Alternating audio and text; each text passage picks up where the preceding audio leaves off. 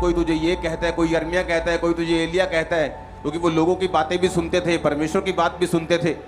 पतरस से पूछा, पतरस तू मुझे क्या कहता है? उसने कहा तू जीवते परमेश्वर का पुत्र मसीह है। तो प्रभु यीशु मसीह ने कहा ये बात तुझ पर मांस और लहू ने नहीं परंतु परमेश्वर की आत्मा ने प्रकट की है। इसका मतलब जब परमेश्वर का आत्मा तुम पर इंडिविजुअली, एक है कि बाइबल में कुछ चीजें प्रकट की गई हैं, एक है कि आपकी लाइफ के ऊपर परमेश्वर कुछ ऐसा प्रकट करना चाहता है जो आपकी लाइफ के साथ और आपकी महिमा के साथ जुड़ा हुआ है। 2004 में 5 में जब मैं परमेश्वर में चल रहा था तो मुझे यह बात मालूम थी कि आने वाले समय में मेरे पास एक चर्च होगी और लोग टीवी पर, स्क्रीन पर मुझे देखा करेंगे, लाखों लोग। ये मुझे पता था, चाहे मेरे पास उस समय 4 लोग भी नहीं थे। जब 2007 में सेवकाई की शुरुआत हुई तो टेंट चर्च से शुरुआत हुई, तो तब कहीं भी टेंट चर्च नहीं लगता था। तो लोग बोलते थे कि ये भी कोई चर्च है, ये कौन सा चर्च होता है, ये टेंट लगा के कौन सा चर्च है, ये तो टेम्परेरी चर्च है, ये तो खत्म हो जाएगा चर्च। मैं पहाड़ों में घूमने के लिए गया और वहां एक पास्टर की बीवी मुझे मिली। उसे मालूम नहीं था मैं कौन हूं। मैंने कहा वो खामरा चर्च है ना, वो कहती वो कोई चर्च थोड़ी है, वो तो टेंट लांदे चर्च थोड़ी है।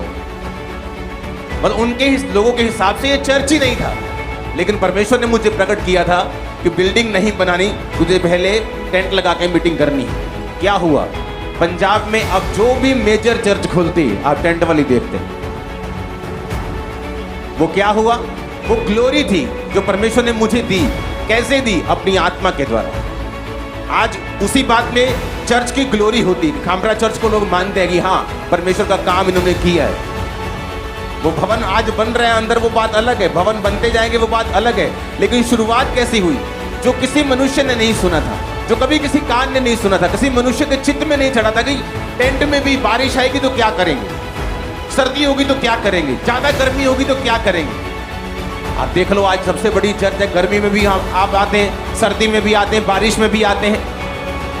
कारण क्या? सुनो अब कारण क्या? कारण यह वो मेरी महिमा थी। कैसे मिली? परमेश्वर की आत्मा के साथ संबंध बनाने से। बाइबल कहती है परमेश्वर ने उनको अपनी आत्मा के द्वारा हम पे प्रकट किया है। कौन सी चीजें? जो किसी मनुष्य के चित्त में नहीं चढ़ी, जो किसी कान ने नहीं सुनी। ऐसा बिजनेस आप कर सकते हैं फ्यूचर में जो कभी किसी ने नहीं सुना होगा।